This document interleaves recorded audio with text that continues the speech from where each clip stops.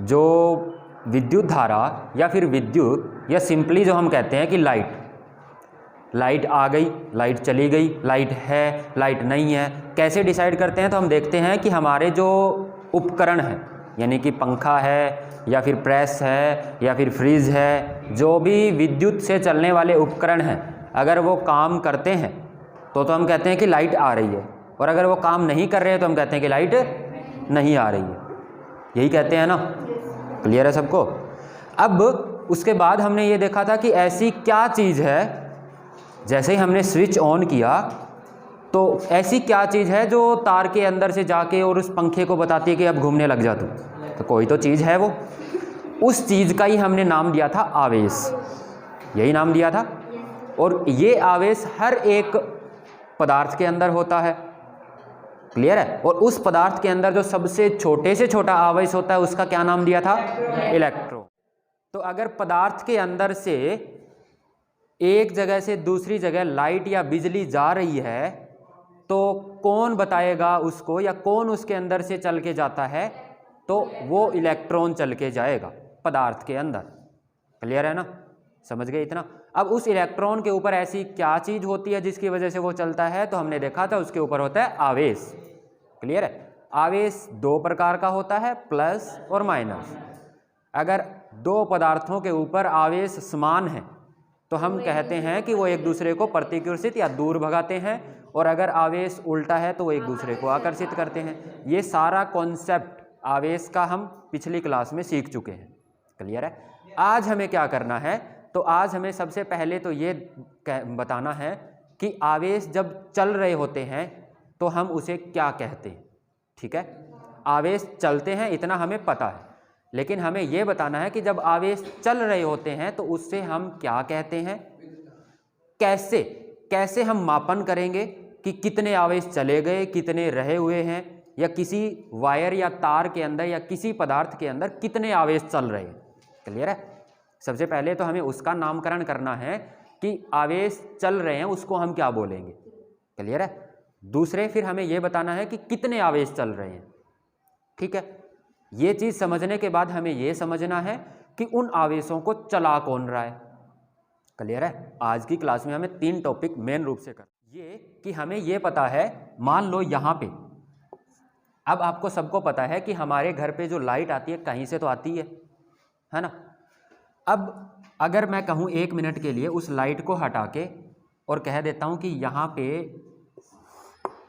Water का tank, पानी का टैंक या टंकी लगी हुई है, उससे एक पाइप ऐसे, ठीक है, ऐसे निकल रही है, और यहाँ पे नीचे आपकी बर्तन या बाल्टी है जिसके अंदर आपको पानी इकट्ठा करना है। क्लियर है? ठीक है ना? यहाँ टैंक लगा हुआ है, यहाँ पे बाल्टी है, यहाँ से ये पाइप है जिससे पानी आ रहा है और इसके अंदर जा रहा है। ठीक है? इसके अंदर हम इकट्ठा कर रहे हैं। पाइप की मोटाई इतनी ही है। क्लियर है? दूसरे के अंदर क्या है? ये वाली, यही पानी की टंकी है, यही पाइप है, यहाँ पे हमने एक, मान लो यूँ समझ लो, एक एक्स्ट्रा मोटर लगा दी है। ठीक है? और इसके बाद इसी के अंदर बिल्कुल पाइप उतनी है जितनी ये पाइप है, उतनी ही ये पाइप है, यहाँ पे मोटर लगा दी है, यहाँ पे अपने आप पानी आ रहा है। दोनों के अंदर टंकी इतनी ही भरी हुई है। क्लियर है? पाइप भी उतनी है, तो पानी इसके अंदर से ही जाएगा। ये तो है नहीं कि पानी यहाँ से होके और यहाँ पहुँच जाएगा, इसी टंकी से जाएगा। क्लियर है? अब इस टंकी के अंदर ये पानी ऐसे आ रहा है। ठीक है? हमने यहाँ पे अपना टाइम नोट कर लिया 1 मिनट। ठीक है? इसके अंदर भी 1 मिनट, इसके अंदर भी 1 मिनट। क्लियर है? इसके अंदर देखा पानी 1 मिनट में इतना पानी आया। क्लियर है? ये अपनी जो बाल्टी है इतनी भरी। इसके अंदर बाल्टी से कम भरेगी, ज़्यादा भरेगी? क्या? ज़्यादा भरेगी। इतना सबको पता है। क्लियर है? कितनी? मान लो कि 1 मिनट में इतनी भरी। ठीक है? बिल्कुल पाइप वही थी, यानी कि पानी को आने के लिए जगह तो उतनी ही थी, है ना? अच्छा, एक चीज़ और बताना, यहाँ पे तो पानी रुका हुआ है टंकी के अंदर, इसके अंदर से पानी जो चल रहा है उसे हम क्या बोलते हैं? पानी ही बोलते हैं, या पानी की धारा बोलते हैं, या यूँ बोल देते हैं जल धारा। या पानी की फुहार, जो भी हम बोले, लेकिन पानी नहीं बोलते। पानी किसको बोलते हैं? रुके हुए को। रुका हुआ है अगर, तभी हम बोलते हैं कि वो क्या है? पानी। और अगर वो पानी चल रहा है, यानी इस पाइप के अंदर वो चल रहा है, यहाँ पे वो रुका हुआ था, चल रहा है, तब हम उसको क्या बोलते हैं? जल धारा बोलते हैं, कि जल की धारा बह रही है या चल रही है, यही बोलते हैं ना। बिल्कुल ऐसा ही इसके अंदर भी होगा। ठीक है, अब मैं ये आपको ये बता ही चुका हूँ कि इस पाइप की भी उतनी ही मोटाई है जितनी इस पाइप की है। क्लियर है? यानी कि दोनों के लिए चलने का रास्ता समान है, यानी जितना पानी इस पाइप से जा सकता है उतना ही पानी इस पाइप से जा सकता है। क्लियर है? तो फिर ऐसा क्या हो गया कि एक ही मिनट के अंदर इसके अंदर तो इतना पानी आया और इसके अंदर ज़्यादा पानी आया? क्या कारण था? इसमें मोटर लगी है, तो इस मोटर ने क्या पानी, इस पाइप की मोटाई बढ़ा दी? क्या प्रेशर बढ़ा दिया? तेजी बढ़ा दी। तेजी मतलब स्पीड बढ़ा दी। किसकी स्पीड? पानी की स्पीड। यानी कि जो यहां से जो पानी के अणु या पानी के कण जा रहे थे वो इसके मुकाबले तेज गति से जा रहे हैं। क्लियर है? यानी कि इसके अंदर जल धारा की गति कम है, इसके अंदर ज्यादा है। ये अंदाजा आपको कैसे? अच्छा एक बात और बताना मुझे, यहाँ पे दोनों के लिए टाइम फिक्स है, तभी आपको ये अंदाजा हुआ ना कि इसके अंदर स्पीड ज़्यादा है और इसके अंदर पानी की स्पीड कम है।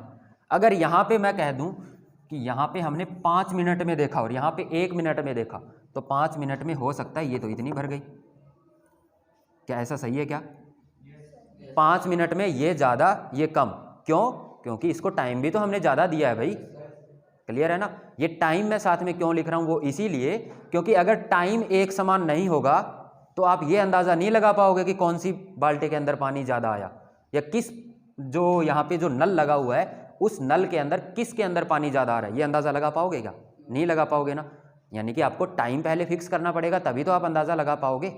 क्लियर है? यानी यहाँ पे जो मुझे समझाना था वो क्या? वो ये कि जल धारा तेज गति से चल रही है कि कम से कम गति से चल रही है, उसका अंदाज़ा आप पहले टाइम से लगाओगे। ठीक है ना? यानी दोनों को बराबर टाइम देना पड़ेगा, तभी तो हमें पता चलेगा, वरना तो नाइंसाफ़ी हो जाएगी। क्लियर है ना? इतना समझे कि नहीं?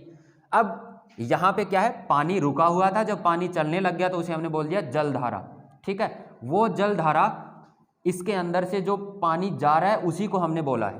क्लियर है? अब वो पानी एक टाइम में, दोनों के लिए बराबर टाइम है, एक ही टाइम के अंदर अगर ज़्यादा जा रहा है तो हम कहते हैं कि जल धारा तेज है, यानी कि पानी बहुत तेज तेज चल रहा है। और अगर उसी टाइम के अंदर कम पानी जा रहा है तो हम कह देते हैं कि जल धारा कम है। टाइम के साथ रिलेट हुआ ना? क्लियर है? अब इसी को हम रिलेट करते हैं कि यहाँ पे छोटे छोटे कण यानी कि इलेक्ट्रॉन भरे हुए हैं। ठीक है? और ये इलेक्ट्रॉन किसके अंदर भरे होते हैं? हर एक पदार्थ के अंदर भरे होते हैं। हर एक पदार्थ के अंदर इलेक्ट्रॉन, प्रोटॉन, न्यूट्रॉन ही तो होते हैं। कल हमने यही सीखा था। क्लियर है? तो हर पदार्थ के अंदर फुल भरे होते हैं ये इलेक्ट्रॉन, प्रोटॉन, न्यूट्रॉन। क्लियर है? अब यहाँ पे इलेक्ट्रॉन, प्रोटॉन, न्यूट्रॉन को ऐसे ही एक पाइप से हम जोड़ देते हैं। क्लियर है? उस पाइप का नाम क्या है? तार या वायर, उसी से जोड़ते हैं। क्लियर है? यहाँ पे वो भरे हुए हैं, जैसे ही हमने तार से जोड़े तो ये जो आवेश है ये क्या, इस पाइप से जैसे पानी चला था ये आवेश चलने लगते हैं। पानी चला था उसको तो हमने बोला था जल धारा, और आवेश जो चलेंगे उसे हम क्या बोलेंगे? विद्युत धारा। तो विद्युत धारा किसको बोलेंगे? आवेश जब चलने लग जाएंगे तब हम उसको बोलेंगे विद्युत धारा। और आवेश यहाँ पे पड़े हुए हैं, रुके हुए हैं, तब हम उसे क्या बोलेंगे? विद्युत बोलेंगे। क्या बोलेंगे? उसको हम बोलेंगे वहां पे वो आवेश रुका हुआ है या स्टोर है या संचित है, यूं बोलेंगे। क्लियर है ना? उसके अंदर विद्युत धारा नहीं है। क्लियर है? उसके अंदर क्या है? सिर्फ विद्युत आवेश भरा हुआ है या विद्युत आवेश है, विद्युत आवेश रुका हुआ है। और ये विद्युत आवेश हर एक पदार्थ के अंदर कौन होते हैं? इलेक्ट्रॉन और प्रोटॉन। इलेक्ट्रॉन के ऊपर नेगेटिव, प्रोटॉन के ऊपर पॉजिटिव, लेकिन इनमें से चलता कौन है? इलेक्ट्रॉन। प्रोटॉन नहीं चलता क्योंकि प्रोटॉन नाभिक के अंदर होता है। ये छोटी छोटी चीज़ें हमने कल सीख ली थी। क्लियर है? अब इसके अंदर से जब ये आवेश चलने लग जाएगा उसे हम कहते हैं विद्युत धारा। समझ में आया क्या ये सबको? अब ये विद्युत धारा चल रही है, ठीक है, लेकिन आवेश, विद्युत धारा चल रही है मतलब आवेश ही चल रहे हैं। अब हमें ये पता करना है कि वो आवेश तेज तेज चल रहे हैं कि धीरे धीरे चल रहे हैं। उसके लिए हमें क्या करना पड़ेगा, हमें एक टाइम फिक्स करना पड़ेगा, है ना। टाइम हमने यहाँ पे, और टाइम कैसा होना चाहिए, दोनों के अंदर बराबर होना चाहिए, समान होना चाहिए। मैंने अगर यहाँ पे 1 मिनट तो यहाँ पे भी 1 मिनट, दोनों के अंदर समान टाइम के अंदर कितने आवेश आ रहे हैं। जिसके अंदर ज़्यादा आवेश आएंगे उसके अंदर हम क्या कहेंगे, विद्युत धारा ज़्यादा है। क्लियर है। अब अगर एक ही तार हो, ये दूसरी हो ही ना, एक के अंदर ज़्यादा आवेश आ रहे हैं तो हमने कह दिया कि उसके अंदर विद्युत धारा ज़्यादा है। अब हमें हर बार 2 तार नहीं मिलेंगे, हमारे एक ही तार है और उसी के अंदर हमें बताना है कि विद्युत धारा कितनी जा रही है। तो उसके लिए हमें क्या करना होगा, हमें अपना टाइम देखना होगा और हम बता देंगे कि इसके अंदर 5 मिनट के अंदर 5 आवेश जा रहे हैं। तो हमने क्या बता दिया, उसके अंदर विद्युत धारा बता दी, क्योंकि टाइम के साथ आवेश बता देंगे। तो अगर हमें कोई दूसरी वायर मिलेगी तो उसका भी हम क्या देख लेंगे, यही देख लेंगे कि उसके अंदर भी 5 मिनट में कितने आवेश जा रहे हैं। क्लियर है ना, समझे कि नहीं। अब इसी को विद्युत धारा को, अगर ये तो सबको समझ में आया, आवेश का चलना क्या होगा, विद्युत धारा होगी। क्लियर है। अब आपको अगर इसका परिमाण बताना हो, क्वांटिटी बतानी हो कि कितनी विद्युत धारा, भाई इतना तो सबको पता है कि आवेश का चलना विद्युत धारा है, लेकिन अब हमें यह बताना कि कितनी विद्युत धारा, तो उसके लिए आपको साथ में क्या जोड़ना पड़ेगा, टाइम जोड़ना पड़ेगा। और आप बता दोगे कि जैसे अगर अब मैं बताऊं कि एक तार के अंदर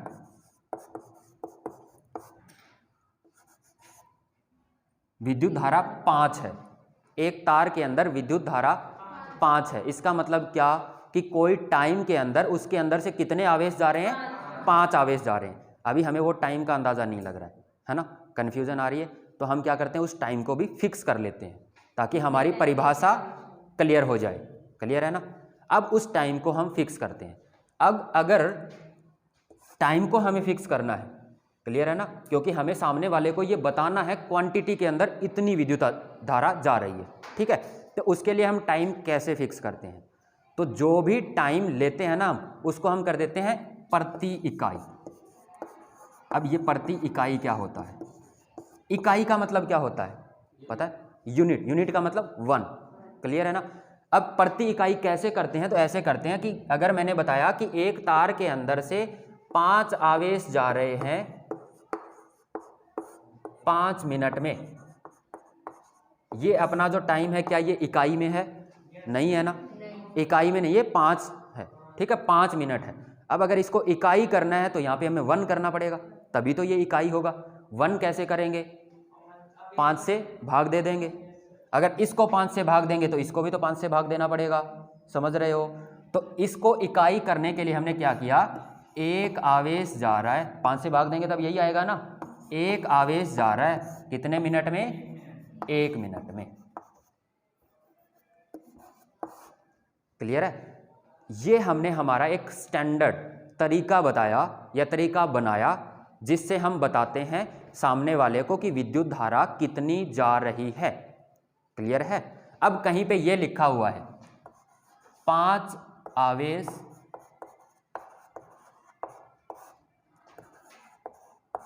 बीस मिनट में, तो 4 मिनट में एक आवेश। आपने किसको यूनिट, किसको इकाई किया, आवेश को। करना किसको है, टाइम को, टाइम को आवेश को नहीं करना है आपको, टाइम है, समय है, उसको इकाई पे लेके आना, 1 पे लेके आना है। तो किससे भाग देना पड़ेगा, 20 से भाग देना पड़ेगा। आ रही है विद्युत धारा उस तार के अंदर से। क्लियर है। ये मैं आपको तरीका बता रहा हूं हम कैसे सामने वाले को बताते हैं कि विद्युत धारा किसी तार के अंदर से कितनी जा रही है। क्लियर है ना। तो हम क्या करते हैं, पहले हम उस तार, मान लो यही तार है, ठीक है, इसके अंदर से विद्युत धारा जा रही है, ठीक है। हम क्या करते हैं, हमारी घड़ी के अंदर टाइम देखते हैं, हमारी मर्जी से जितना हमें मर्जी देखना है। क्लियर है। वो टाइम हम देख लेते हैं, मान लो हम 1 से शुरू किया और हमने 20 मिनट तक इसके अंदर से आवेश देखे। क्लियर है। वो आवेश हमने काउंट कर लिए, 20 मिनट के अंदर मान लो 20 ही आवेश गए। क्लियर है। क्या किया हमने, 20 मिनट में 20 आवेश गए, तो विद्युत धारा कितनी होगी,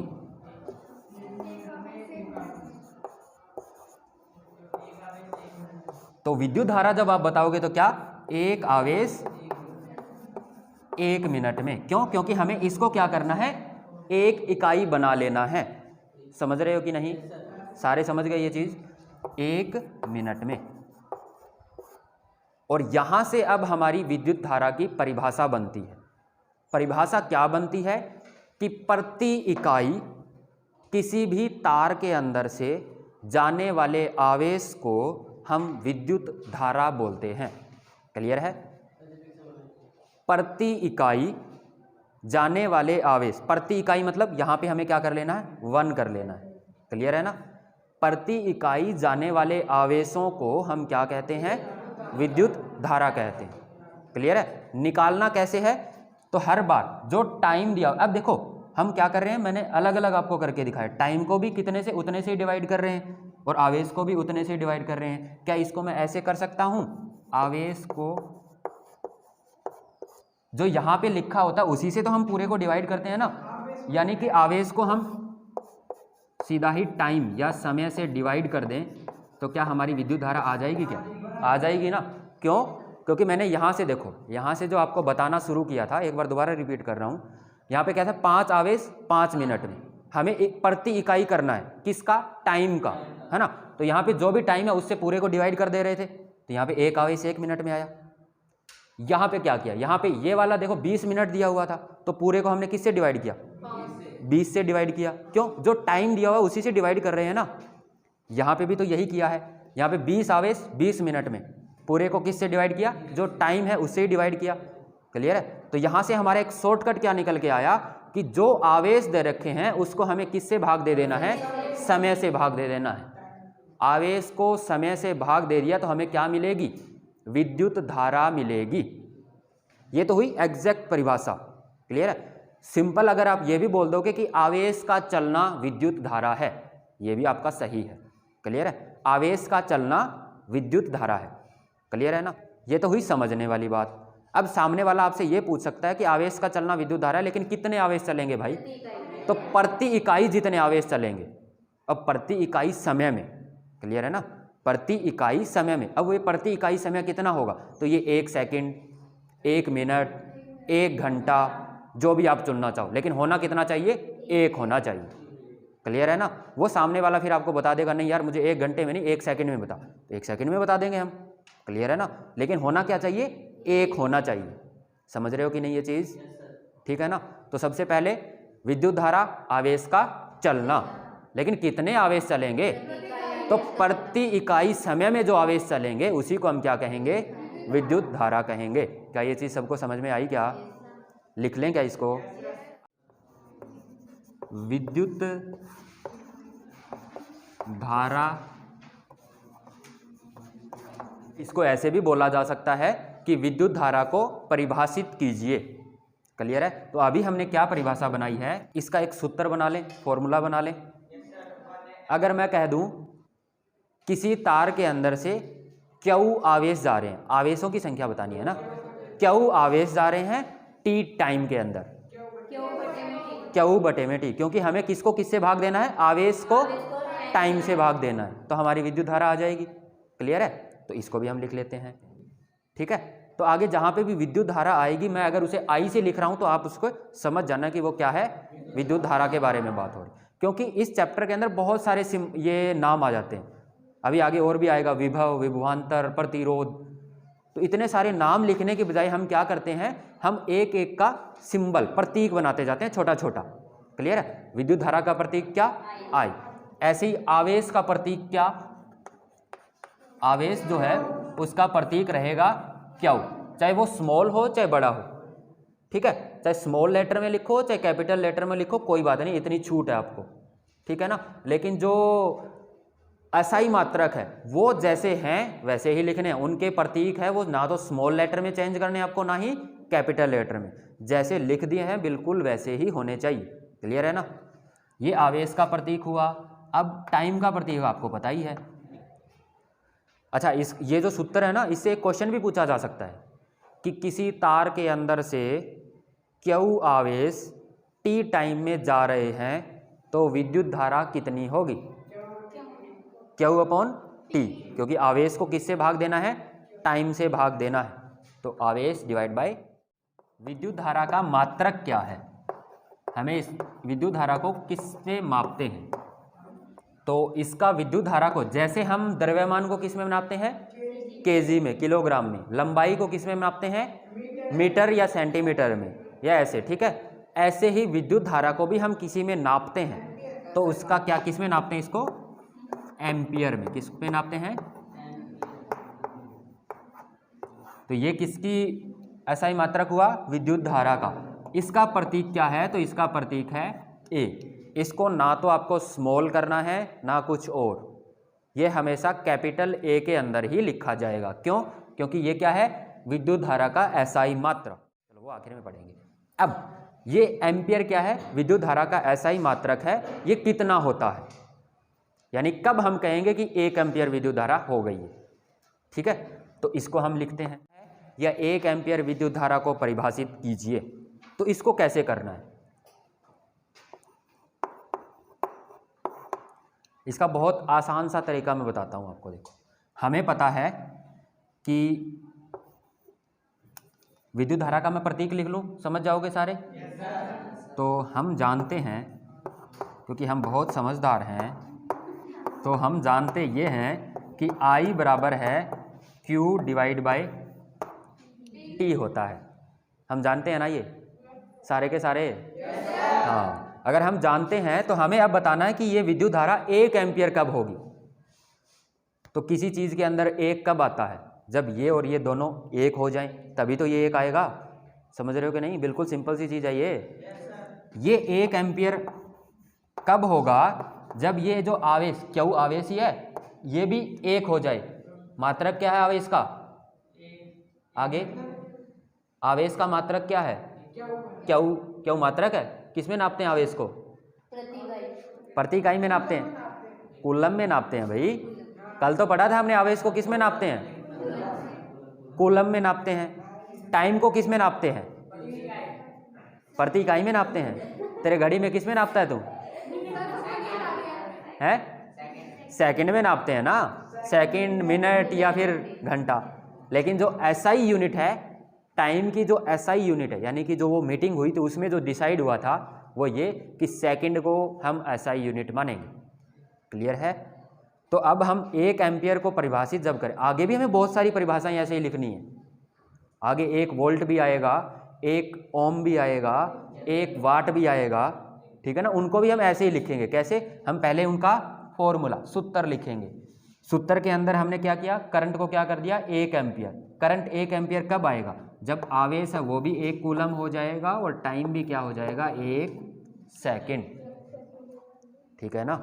यानी कि अगर 1 सेकंड के अंदर 1 कूलम आवेश जा रहा है तो विद्युत धारा कितनी होगी, 1 एम्पियर। क्या ये चीज़ समझ में आई, क्या सबको समझ में आई।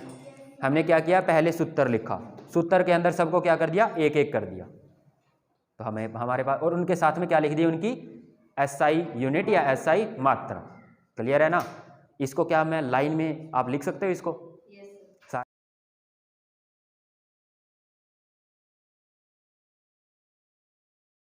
इनका नाम क्या है, ठीक है। तो विद्युत धारा को